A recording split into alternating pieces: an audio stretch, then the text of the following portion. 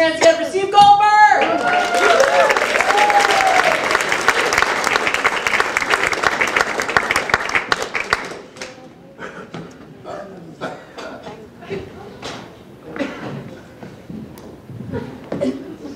Oh, crap.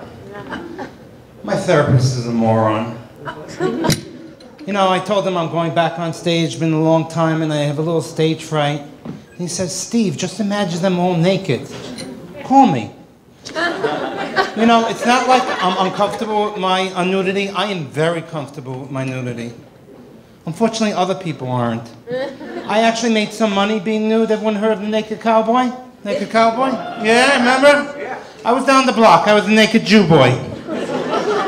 They paid him to take his clothes off. They paid me to put mine on. I gotta be up here 6 minutes. Now, you think 6 minutes is a short period of time? It's a long time, 360 seconds. That's my entire sex life since 2012.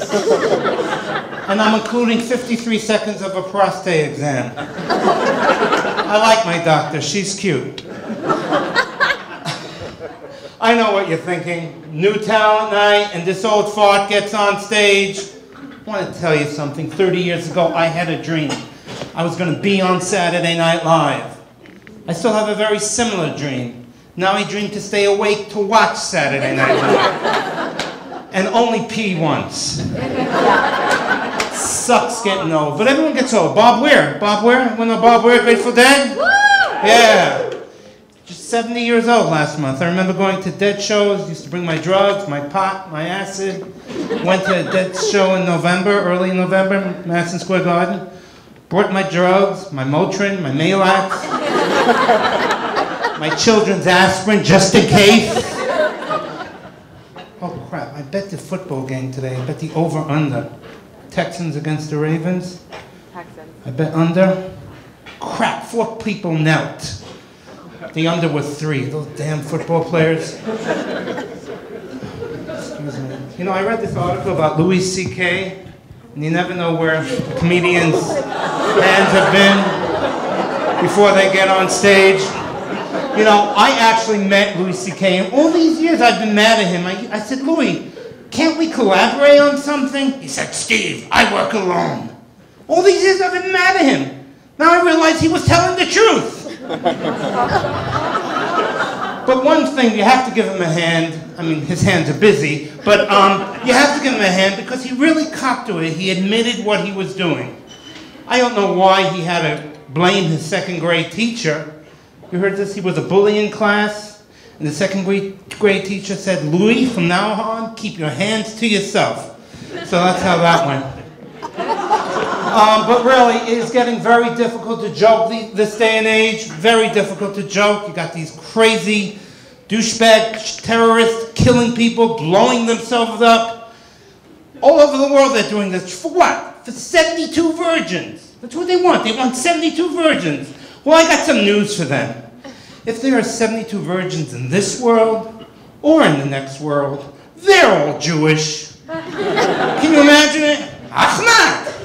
This is where you take me? It's like a schwitz in here. Can we go to a movie? And look at you, you're in pieces. Your head's over there, your legs over there, your schwanz is over there.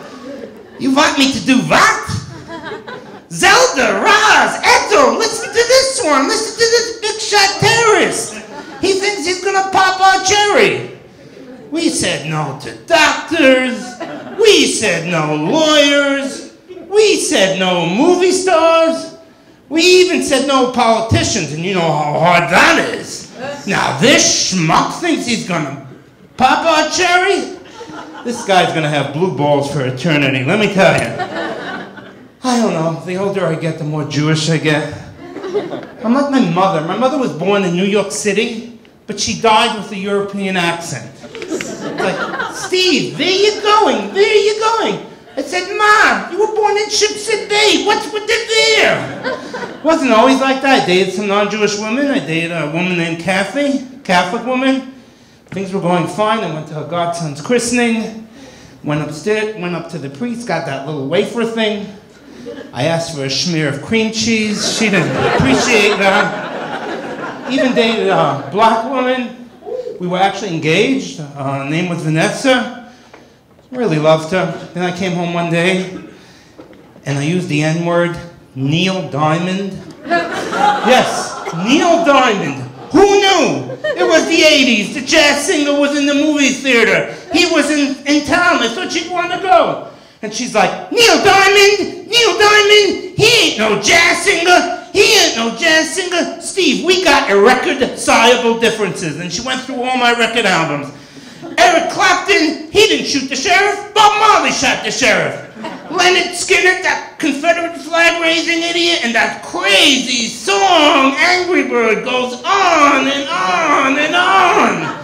And those Grateful dudes, every week you're going to their concert. They be tripping, they be crazy, that psychedelic mumbo-jumbo. She threw me out of the apartment, threw my records out, and to show you how guilty Jews feel, that was my apartment she threw me out of. But you know what? I never understood the differences between men and women. As a boy, I thought women didn't have ears because their hair covered their ears. So I thought, well, how do they hear? Well, they must hear from these things, you know? And even what they put on those things was called a brassiere. So it made sense to me. Even made sense when men would talk to them. They would never look in their eyes. They always looked at them. They wanted them to hear them better. Can you hear me now? Can you hear me now? One more thing, please tip your waitresses. They're great. My wife ordered a coffee. She asked for some Splendor. Waitress came back with a vibrator. Thank you. My name is Steve Goldberg. Thank you.